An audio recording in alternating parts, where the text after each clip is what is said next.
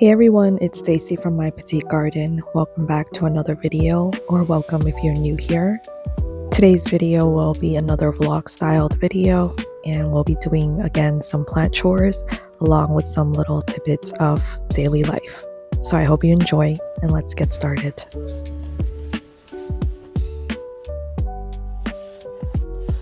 I started this new book recently, and it is one of the books that if you watch my previous video, I had mentioned that I wanted to get to some books in 2025 that has been on my bookshelf, and this is one of them. This is Sweet Bean Paste by Durian Sugigawa.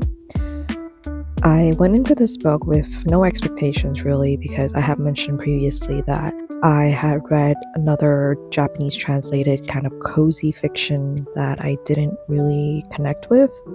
However, this book has been a surprise for me because I ended up really loving it, and it is such a wholesome, quiet novel.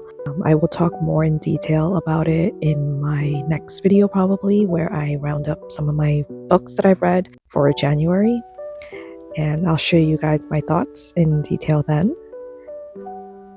I know some of you are also readers, so I'd be curious to know how your reading is going so far in the new year. Have you found any new favorites yet?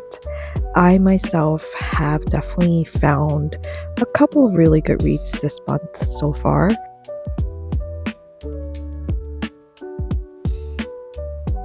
I don't have too much time to read in the morning, but I take advantage of every little bit of time I can to get a little reading done, and then I have to get the day started.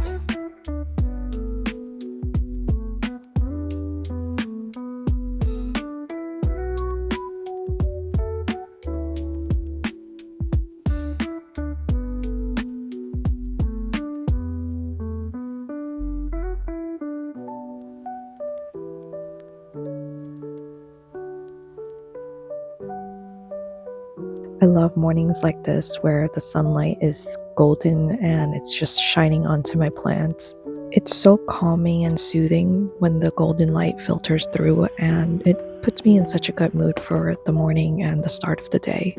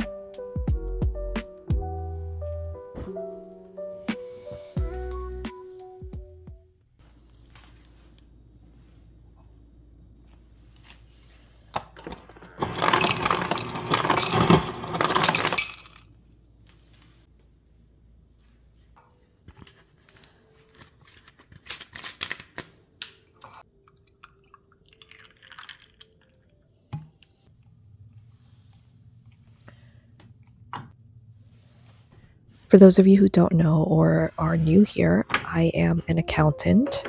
So that is my regular job outside of YouTube.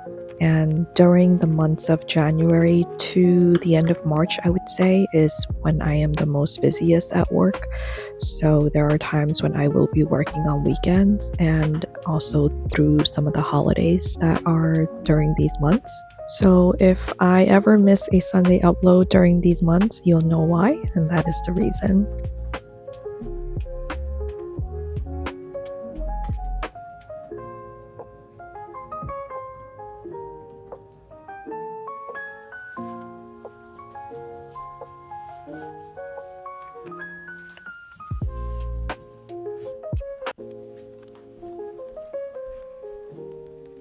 I mentioned previously that I tend to split up my watering between the different floors or rooms of my house. So today we are watering the plants in my bedroom.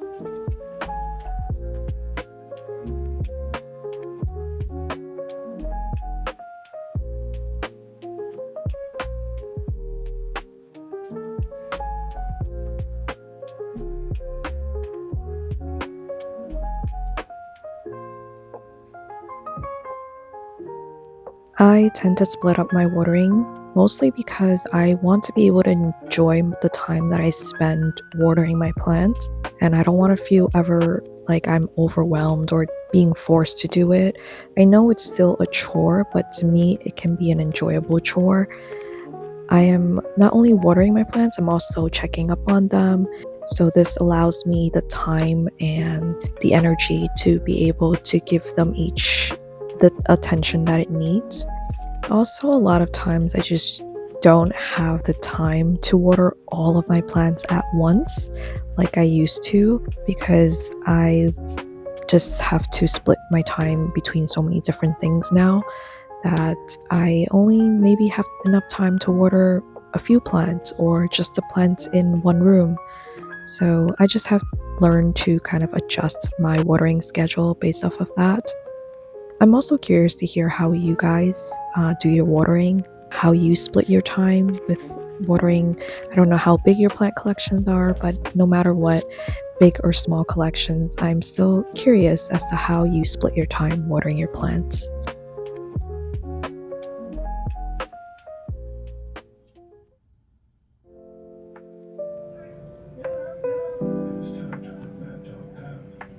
Since the weather is getting colder outside, we are thinking of more indoor activities we could do at home to keep my son occupied and entertained. And we've recently delved into Legos, and my son is actually really into it now.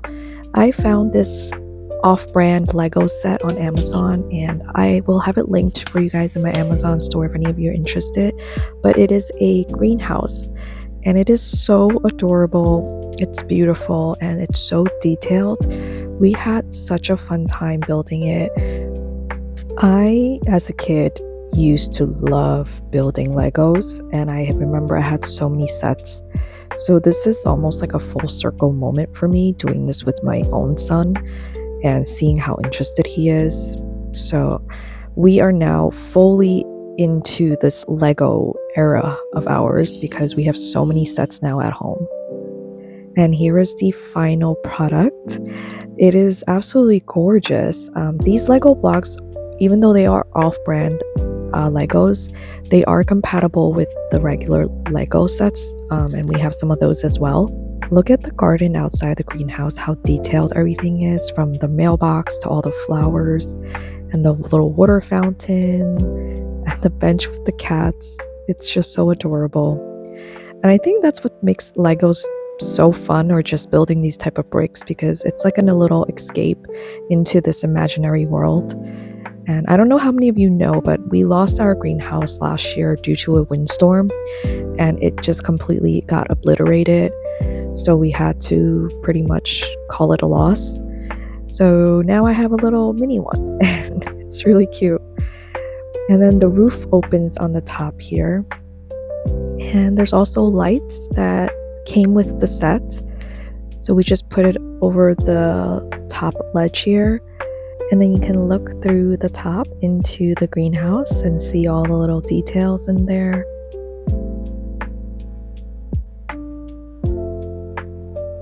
And then lights on. I thought that was such a nice touch. And I think at nighttime, if you leave the lights on, it's actually really pretty.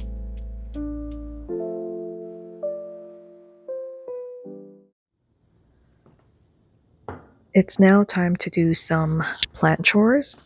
I have this cutting of my Discidia tonsuensis that I have been rooting in water. It has started growing while it was rooting in water, and now I think it's ready to be potted up.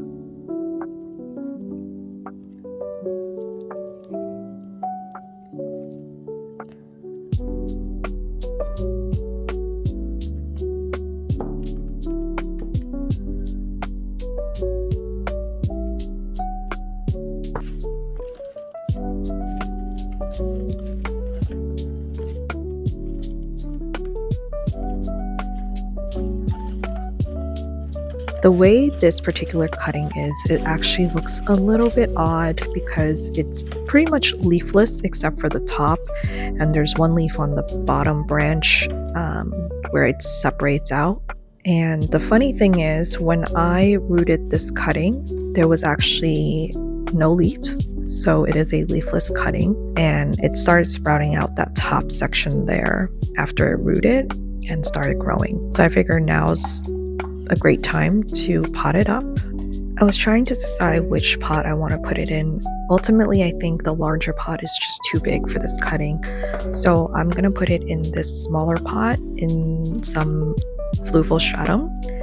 And then I'm going to use the terracotta pot as a cover pot for it. I have noticed that I prefer to transition any propagations that I have in water into fluval stratum first and let it grow in there for a little bit, establish itself a little bit more, and then ultimately I would put it into my potting mix as a long-term medium for them. It's just a personal preference, absolutely not necessary, obviously. So for this cutting, I am gonna keep it the way it is. I actually really like how it looks. It's a little bit different, it's a little unique, it's a little bit odd. I love plants that look a little oddball, so I hope this one will grow, and I'm actually interested to see how it will turn out as it grows.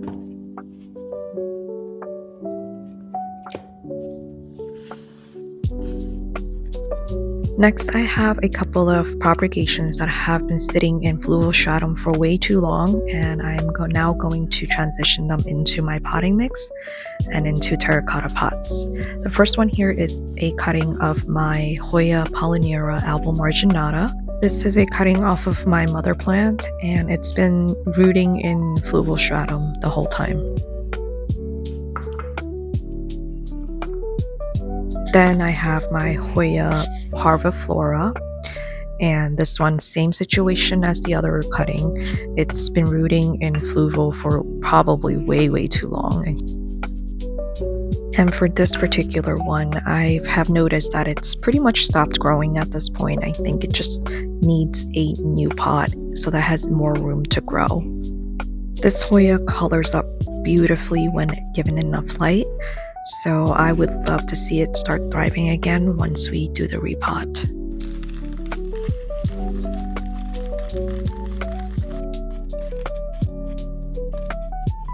I'm going to be putting it into this front range clay pot.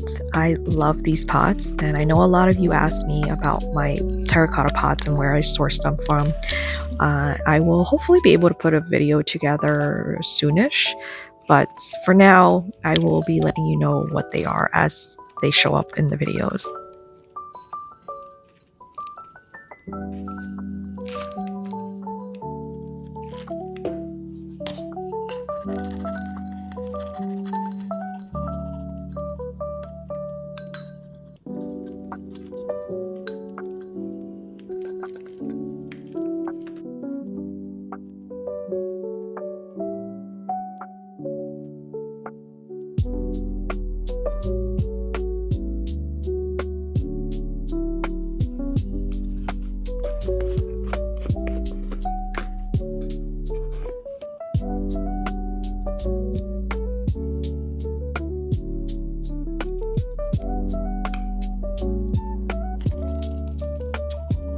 You'll notice here that I am using some fluval stratum as top dressing. I tend to use whatever I have on hand as top dressing.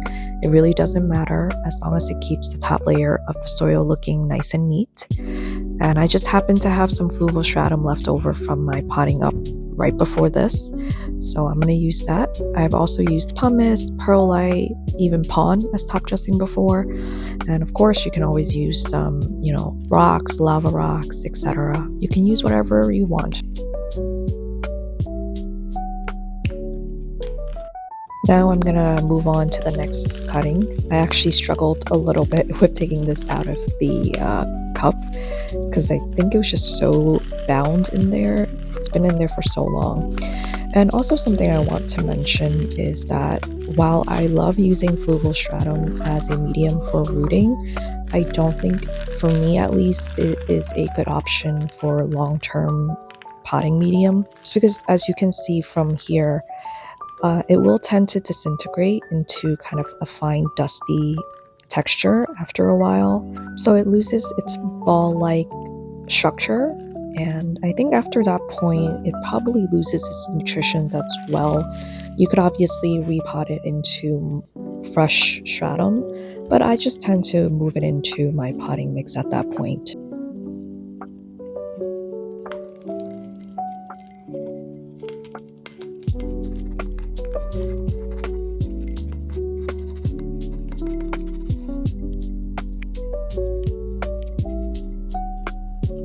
My mother plant with this cutting has dealt with mealybugs on and off consistently, so I will definitely be adding systemics into this cuttings potting mix because I don't want to deal with that with the little cutting.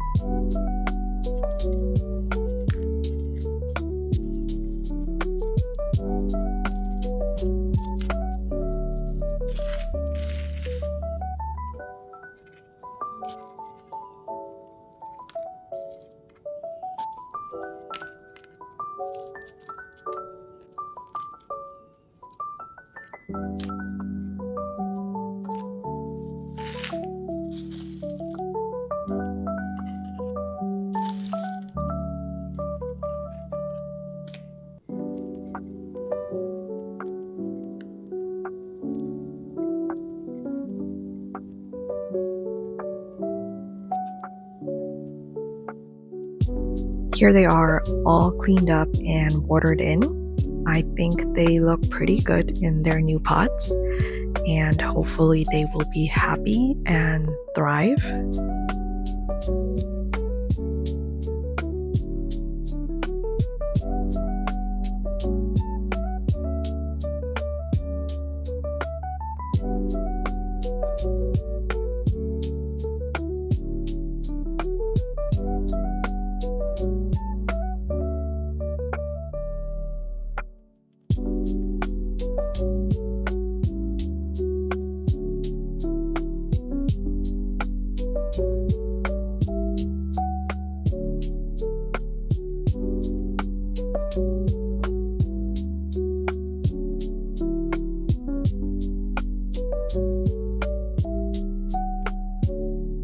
This is the one that I am most interested to see how it will end up looking like as it grows, because it is growing in such a weird way right now. And I will end this video with some clips of the mother plant of my Dischidia tonsuensis so you guys can see what it can potentially look like.